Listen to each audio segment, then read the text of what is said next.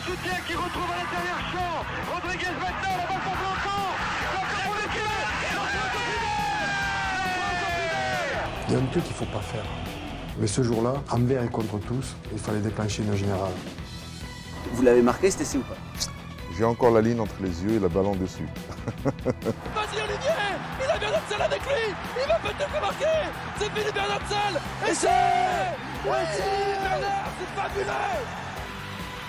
Wilkinson, la droite de gauche. C'est fini. Il faut aller jouer en touche, Jean-Baptiste. C'est ce qu'il fait.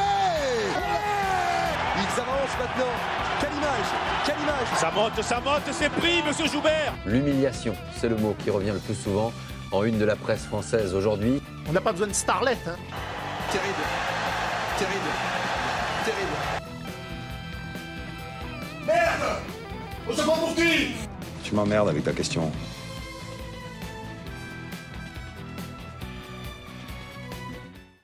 L'événement, c'est la création d'un tournoi international, appelez-le Coupe du Monde comme vous voudrez, mais enfin, je crois que c'est un événement historique. 1985.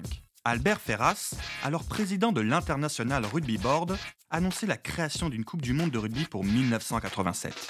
L'événement, organisé par l'Australie et la Nouvelle-Zélande, est alors une première. Cette Coupe du Monde se prépare à l'ère d'un rugby encore amateur. Forgerons, marchands de pommes de terre, paysans, profs, commerçants, ouvriers. En 1987, voilà de qui est composé le 15 de France. Il y a des visages, il y a des pifs, des oreilles, des choux-fleurs. Voilà, il y a des gabarits, mais c'est naturel, quoi. Tu vois des gens de la campagne, de l'artisanat. Et en fait, c'est une Coupe du Monde, voilà, artisanale par rapport à ce qui se fait aujourd'hui. L'arrivée en Nouvelle-Zélande est discrète, loin de l'engouement actuel pour une compétition de cette envergure. Les Français poursuivent leur préparation dans des parcs publics, sans pression. Il faut dire que cette édition se déroule loin de l'Europe, et sans l'une des nations phares du rugby, l'Afrique du Sud, exclue de la compétition en raison de sa politique d'apartheid. Pour couronner le tout, certains joueurs français, loin de leur famille, ont même le mal du pays. Étant très loin de chez nous, vivre dans un climat aussi tendu et puis sous la pluie comme ça, c'est très agréable. Si l'ambiance n'est pas au rendez-vous au sein du 15 de France, c'est aussi le cas chez les journalistes. Présents sur place, certains dénonçaient l'organisation avec virulence. Je suis profondément étonné par l'amateurisme de la conception de cette épreuve. Bon, il y a un flagrant manque de mise en scène. On se balade dans les rues, on n'a vraiment pas l'impression qu'il va se dérouler un événement très important.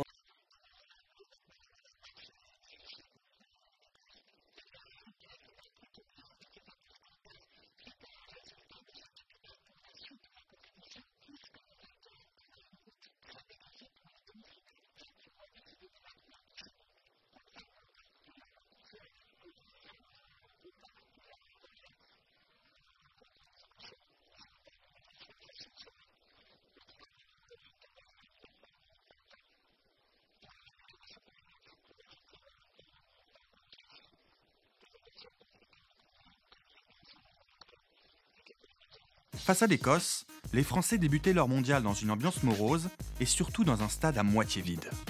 Ça commence comme un match du tournoi des 5 Nations, mais ça n'en a ni le son ni l'ambiance. Quelques journalistes, en grande majorité des Français, pour couvrir l'événement, dans le silence et l'indifférence presque générale. And Scotland may well have won the toss and decided to play with the sun at their backs, and it will be going down the field into French eyes. Finlay called it again, charging all the way. He's got a good chance here as he gives it out to Derek White. And what a start for the Scots. C'est un match difficile parce que d'abord c'est l'équipe qui est la plus forte, ou soi-disant donnée la plus forte dans cette poule. Yes, good up there. Taken by Dubroka, Irbani, good tackle by Tate. Fed on along there to Charvet. Great chance here as Lashiske goes. And what a chance, what a brilliant try. A superb try for Sella. John Jeffrey arrive en travers sur une course, je crois, de 50 mètres. Et il le reprend, il le pousse. Il y a essai normalement. Pour Français, il y a essai. Pour les Écossais, il n'y a pas essai, mais c'est surtout la tête de Patrice qui va voir l'arbitre et qui pleure, il regarde tout le monde, mais c'est pas possible, pas possible. Berbizier mustn't delay too long. Good shove, Rodriguez, Berbizier wide, Berbizier clean through. Oh, what a score, and it looks so easy. Il y a eu le coup de génie entre Pierre Berbizier et avec Serge Blanco, et qui ça finit. Moi, je veux dire, c'est l'essai le plus extraordinaire, parce que là, il y a une pénalité, nous on fait demi-tour, et puis là, on entend le public, qu'est-ce qui se passe là? On se retourne à nouveau, demi-tour, et on voit Pierre qui était parti, fait la passe à Serge, et Serge qui va marquer presque entre les poteaux. Je me tourne vers l'arbitre, et je lui demande si je peux jouer. Il me dit oui, pas de problème, et puis je regarde en face de moi, et je vois tous les Écossais qui sont en train de discuter, de parler de ceci, de cela. Pour moi, cet essai a été peut-être le plus important de la Coupe du Monde. On n'a pas ce coup de roublardise de Serge Blanco. Peut-être qu'on ne dispute pas la demi-finale. On se retrouve dans la poule de la Nouvelle-Zélande et on n'arrive pas à la finale. On perd en route, quoi. Voilà. Calder taking it on, now it's Laidlaw once more. And Duncan's in, the try is given. And the Scots have equalised. What a magnificent effort by them. Et on finit, donc égalité. Égalité, bon c'est comme ça. Après ça vient, bon, mais la Rousse avec un super match contre les Roumains, parce que les Roumains, ça n'a jamais été de tout repos. Hein. Ce qui me semble, c'est que ce match, c'est un match accompli. Un match où voilà, on a dominé de la tête, des épaules, tout le match. C'est la Roumanie, on peut dire, ouais, mais c'était... Non, c'était un match très sérieux.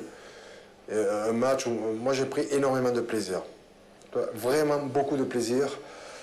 Malgré ce vent violent où il était hors de question de taper face au vent, parce que sinon le ballon il allait revenir derrière. Roumanie, je le vis moi, mais je suis dans les tribunes. Je te vois marquer ton superbe essai avec, je me souviens, du vent et puis ce stade incroyable de Wellington.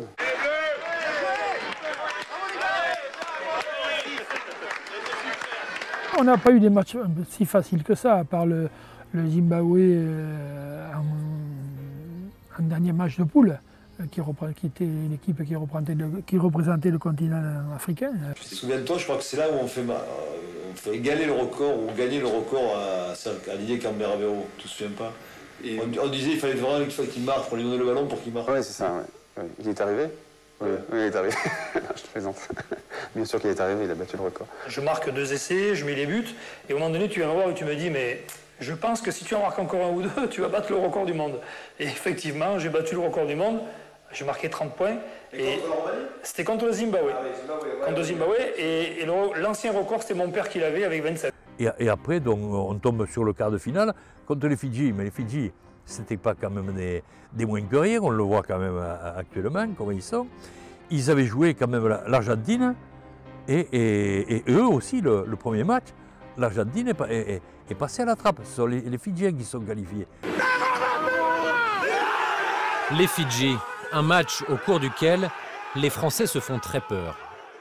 On avait une défense saloon, porte de saloon.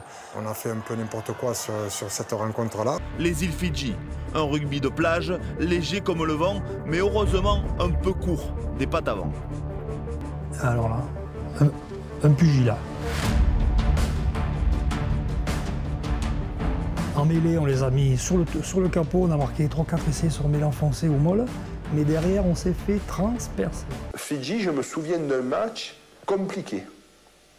Compliqué parce que putain, c'était incroyable, quoi. Ces mecs couraient de partout, impossible de les attraper, ils se balançaient, ils se faisaient des passes de 25 mètres.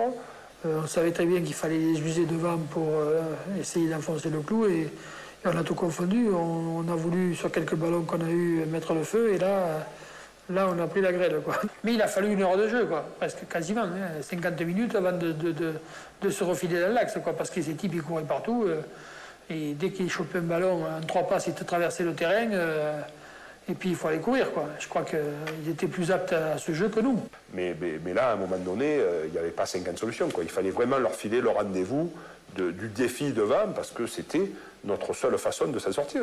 Et même notre façon un peu miraculeuse. Je dis, on en parlait tout à l'heure, je me souviens de ce 10 à un moment donné, qui est le long de la touche. Oh, thumping tackle on Menel, and the Fijians have won it. Here's a big opportunity for them. This is Corin Doondua. Goodness gracious me. He just had to keep running, and it would have been a try. Il avait le ballon comme ça, j'ose dire, d'une main. Tu le vois pas, tu le vois, et puis oh, d'un coup, il n'a plus vu, c'est nous qu'on l'a vu, on est parti dans ton sens. Autrement, il a essayé au milieu des poteaux et on est mort. Mais ils nous ont fait de tout. Il s'est fait exploser. Autant dire que malgré la victoire, cette défense gruyère va particulièrement irriter le petit caporal. Le surnom de Jacques Fou, l'entraîneur, qui va faire vivre une semaine d'enfer au 15 de France. Le mardi, à l'entraînement du mardi, donc il pète un câble un peu, là, et comme ça lui arrive. Il pète un câble et il dit voilà, il n'y a plus de titulaire, il n'y a plus rien, je fais 2 équipes et je prends les 15 meilleurs. On fait un entraînement sur un demi-terrain. Un truc de fou. Un truc de malade. De toute la tournée, on n'a jamais fait des entraînements de ce niveau de sérieux, d'enthousiasme. Et ce qui fait que le match contre les Australiens, on va le jouer avec une énorme envie de vaincre. 13 juin 1987, Concorde Oval de Sydney, demi-finale de Coupe du Monde. La France affronte l'Australie chez elle, une équipe redoutable, sûre de sa force et arrogante aux yeux des Français. Bonjour, bienvenue à tous. Ici Sydney. Aujourd'hui, c'est l'équipe de France, dont la composition apparaît sur votre écran, qui est opposée pour cette première demi-finale à l'Australie. Voilà pour cette équipe de France qui joue aujourd'hui contre l'une des meilleures équipes du monde, sinon la meilleure, car sur les résultats de ces 3 dernières années, Pierre Albadejo, on peut considérer l'Australie comme la meilleure équipe du monde.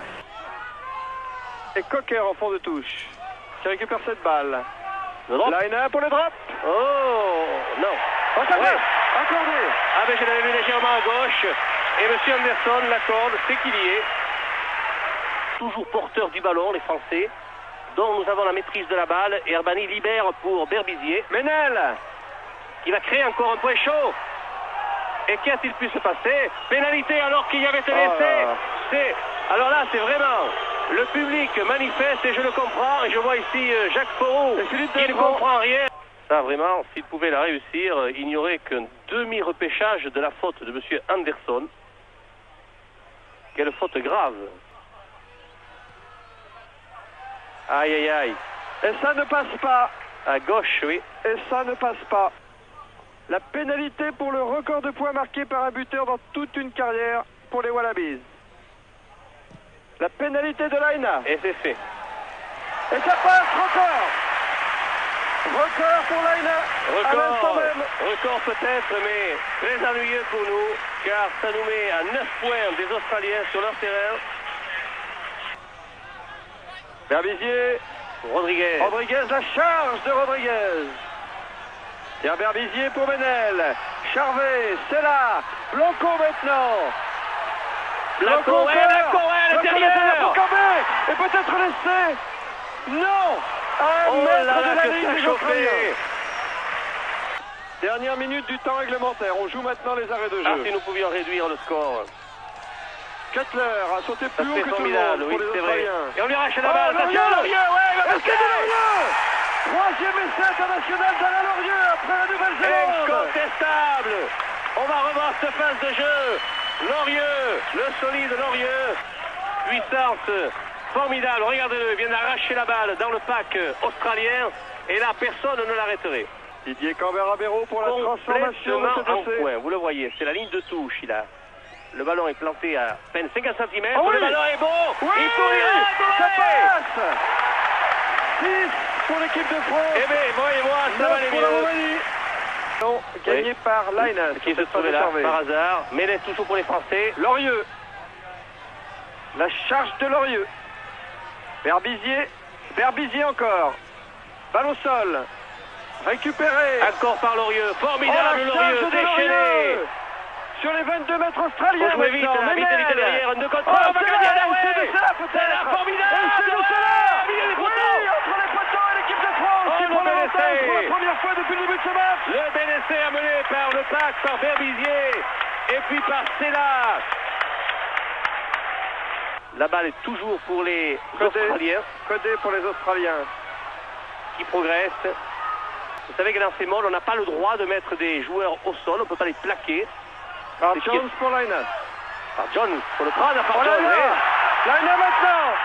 Une passe contre les de Campese. Record du monde pour Campese. 25e essai de Campese. Il devient le joueur qui a marqué le plus d'essais dans une carrière internationale. Moll créé par tout le pack australien. On s'enchaîne bien du côté australien. C'est super. Bonne phase de jeu d'avant. Par Jones pour Laina. Ah oui, là il y a un mur. Là, il est chercher, là. Là il y a un mur. Ballon récupération normale des Français. Récupération de Lorieux encore. Berbizier. Pour Charvet. Blanco. Blanco qui reprend l'intérieur. Qui a le soutien de la Gisquet. C'est de la Gisquet. Ah, de la Gisquet. C'est parti pour la Gisquet. C'est de la Gisquet. Le troisième essai de l'équipe de France après Lorieux, c'est là. Là, il a des repères, Didier. Il m'a dit, oui, on va y revenir. C'est parti. Oui, elle est belle, ouais. Ça passe. Ouais. Ça passe. Alors Didier, il ne faut pas la rater celle-ci. Et le pèse lourd. Elle est très lourd. Trop facile. Et le pèse lourd. Pas la rater. Et c'est bon. Bravo Didier. L'équipe de France à 20 minutes du bonheur. Touche. Pour la remise en jeu. Vous voyez, c'est la ligne de but où vous voyez là. Oui. Alors Kessler a détourné en avant. Il a anticipé un petit peu Eric Champ, heureusement. Il y avait un en avant de Cocker. Aïe, aïe, aïe. L'essai. Essai accordé. Essai accordé à Cocker. Alors que l'on explique à M. Anderson, tous les Français sont autour de lui pour l'expliquer qu'il y avait une faute. Regardez bien, qui a réceptionné, le jaune a réceptionné, a lâché la balle devant lui. Oui, en avant de Cocker, c'est évident. Sauf pour M. Anderson. C'est un hold-up. C'est un hold-up. Lionel pour une transformation qui vaut de l'or pour son pays.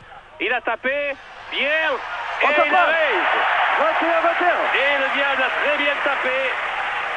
Libération pour Far Jones. Campese maintenant. Serge. Oh oui. Et oh oui. aïe, aïe. Oh oui. Oh oui. Oh non. Oh, il a l'avantage du rebond. Rebond favorable pour Serge Blanco. Qui prend des risques. Il faut en prendre maintenant parce qu'il faut gagner ce match. Cambé. Cambé plaqué là, sa balle Cambé. Sous les poteaux de l'équipe de France. À 5 mètres, une pénalité. Oh la faute. La faute grave. À 5 minutes du bonheur. À 5 minutes du bonheur, nous avons joué avec le feu. Malheureux Didier Cambé. Est-il responsable? En tout cas pour M. Anderson, c'est un cadeau offert à Michael Laina face au poteau. Et 3 points donnés pour ainsi dire. C'est pas possible qu'on perde un match sur une phase comme ça, après une telle partie. Comme l'équipe de France en a perdu bien d'autres dans le passé. Ça va. Et ben voilà. Allez, il faut absolument cette balle, les petits bleus. Allez au fond, Eric pour Champ. Et c'est Dubroca pour Benel. Benel pour Rodriguez. Charvet, attention au contre. C'est là pour Cambé. Il est rapide, Cambé. Un coup de pied de recentrage de Didier Cambé-Rabero et un coup de sifflet de M. Anderson. Sans ballon, il va y avoir une pénalité, non? Oui. Oui, il y a pénalité. Alors, et Cambé va sans ballon, vous le voyez. La dernière minute du temps réglementaire. Quelle pèse lourd cette pénalité. Là. Je pense que Didier jamais ne s'est trouvé devant autant de responsabilités. Didier Cambé-Rabero. Une place en finale de la Coupe du Monde. Il faut qu'il ait tous ses moyens, il faut qu'il rentre dans la balle. Il ne faut pas doser son coup de pied. À ce niveau, non. Il tape, il a tapé belle. Égalité. Il fallait le faire, il l'a fait. 24-24. Rodriguez est relation publique de l'eau de Dax, alors je soupçonne de l'avoir fait. Allez, on saute très haut, à l'avantage des Australiens. Far Jones, attention au rebond de Lionel. Il faut le prendre celui-là. Et il y a Campese aussi. C'est un mur, le mur de France. La troisième ligne doit venir aider en défense. Vite, récupération pour Berbizier, tant mieux. Oui, pour Berbizier. Et ça plaide pour la France. La Gisquet. Il n'y a pas de l'avant. À suivre, la Gisquet. Il remet la balle à Campese. Attention à Campese pour l'avant. Regardez qui est là-bas. Lorieux qui est là, le pompier. Attention. Herbani, Champ. Une balle d'essai. Audace. C'est pas perdu pour la France. Rodriguez pour Charvet. Charvet qui a du monde en soutien. Renverse la vapeur ici, oui. Ballon pour la Gisquet. La Gisquet face à 3 Australiens qui attendent du soutien, qui retrouvent à l'intérieur champ. Rodriguez maintenant, la balle pour Blanco. Blanco pour le tuer. La France au final. La France au final. L'équipe de France est en finale. Formidable. L'équipe de France en finale de la Coupe du Monde. Oh, c'est plus qu'on fait, c'est plus qu'on dit. C'est formidable. C'est historique. L'essai est accordé par monsieur Anderson. À la 44e minute de cette deuxième mi-temps. Oui, le travail de Rodriguez encore. Et Charvet, qui fait une faute avec 2 gars, mais heureusement qu'il a gardé la balle, qui a permis un grand renversement sur cela Gisquet. Excellent. Qui met 2 gars dans le banc, qui redonne la balle à Lionel contré. Et c'est encore Rodriguez qui est là et qui offre la balle de la finale à Serge Blanco. Didier, complètement en coin à gauche. Tente la transformation. Oui, beaucoup de pieds. Et ça passe. Bravo Didier. Bravo Didier. C'est dans la fouille. C'est dans la poche. Ah, il faut jouer sérieux. On va la faire jouer, cette touche encore. Et c'est fini. Rapidement. Et l'équipe de c'est France fini. est en finale de la Coupe du Monde. Quelle la grande première fête. Coupe du Monde. L'équipe de France en finale de la Coupe du Monde. C'est fantastique. C'est inoubliable. C'était presque inespéré. Ah, c'est une des plus grandes victoires françaises de tous les temps, pour pas dire la plus grande, car elle nous mène celle-là droit vers la première finale de la Coupe du Monde. Quant à la 3e mi-temps, elle sera au niveau des 2 premières. Il y avait une cale, car elle était toute bancale.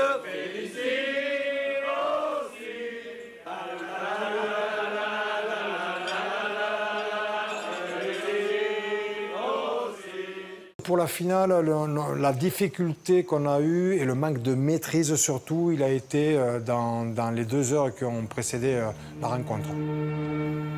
Lors de la reconnaissance du terrain de l'Eden Park, l'entraîneur des Bleus débute la causerie d'avant-match. On s'est tous retrouvés, staff et joueurs, pour parler. C'est Jacques Fourou qui nous a lancé les messages des amis, des familles, des épouses qu'on avait en France. Il a joué avec le côté sentiment, avec l'émotion. Mais il a joué d'une manière où il ne s'est pas rendu compte que c'était beaucoup plus fort qu'il ne pouvait l'imaginer. Certains ont pleuré, le grand gaillard, 1h30 avant une finale de Coupe du Monde. Il a dit à chacun ce qu'il pensait d'eux. Et au point qu'on ne s'est pratiquement pas échauffé.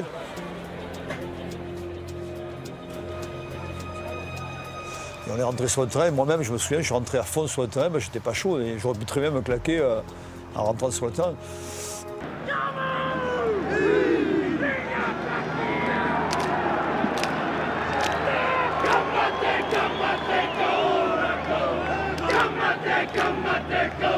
Et puis il y a ce haka, et puis là, à un moment donné, c'est vrai quoi. Tu es dans un autre monde et tu te dis, mais attends, ces mecs, qu'est-ce qu'il me faut? Enfin, il faut un peu des gestes et tout. Et moi, je suis un petit de Toulon, quoi.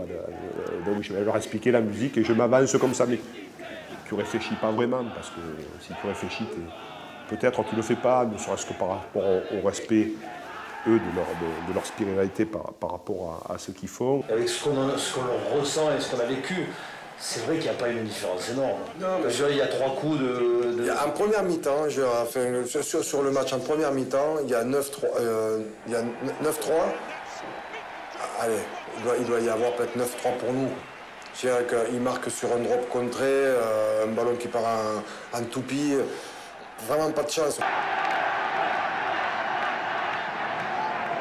All the ball is coming New Zealand's way. Another drop kick from Fox. La Gisquet and Kerwin. Oh, there's 7 black shirts there. Jones. Try for Michael Jones. On prend un essai sur un drop contré dans début de match. Un drop où le ballon, la Patrice il tourne à côté, on ne peut pas le rattraper. Au départ, si Eric le contre bien, le ballon, on peut peut-être marquer nous. Bon, Michael Jones très bon, c'est pas des tocards. On est censé douter quand même. Hein, oui, mais on était présents, on avait un pack magnifique. Tu vois, qu'à la fin de la première mi-temps, on les enfonce. On aurait mérité meilleur sort sur la fin de la première mi-temps. Eux, ils avaient qu'une peur, c'est de se faire prendre en mêlée, parce qu'ils nous avaient vu dominer les Australiens, alors que les Australiens tenaient en comparaison face aux Blacks. Et c'est vrai que je sais pas comment ils ont fait, mais c'est vrai qu'il y a 2-3 mêlées, on les pousse et ils trichent ou ils écroulent ou ils relèvent, et c'est vrai que ça n'a pas été pénalisé. Berbizier, France on attack, 24 minutes gone.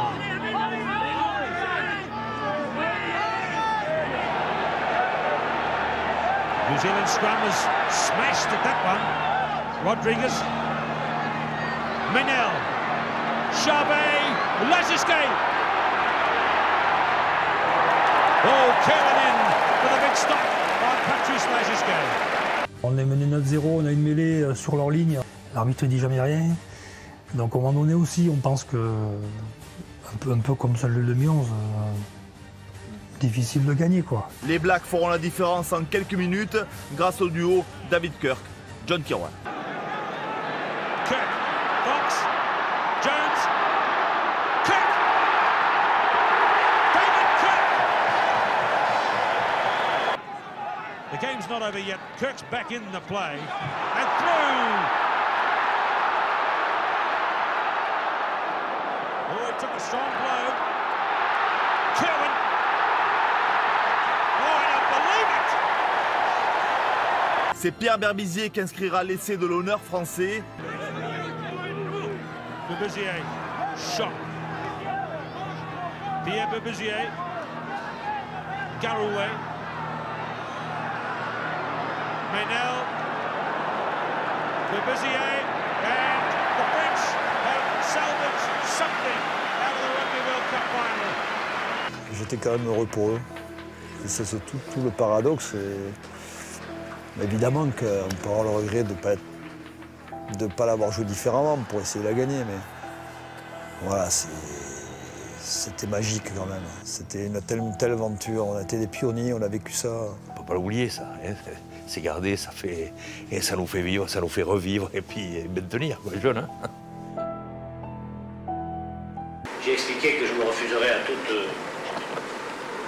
discussion sur le match qui avait eu lieu, puisqu'avant le match, je vous l'ai promis dans les vestiaires, quoi qu'il se passe, de toute façon, défaite ou victoire, c'était pareil.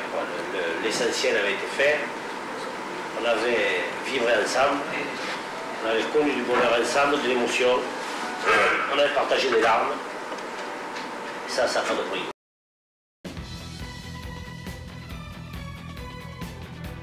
Le plus terrible, ça a été le plan anti-Blanco.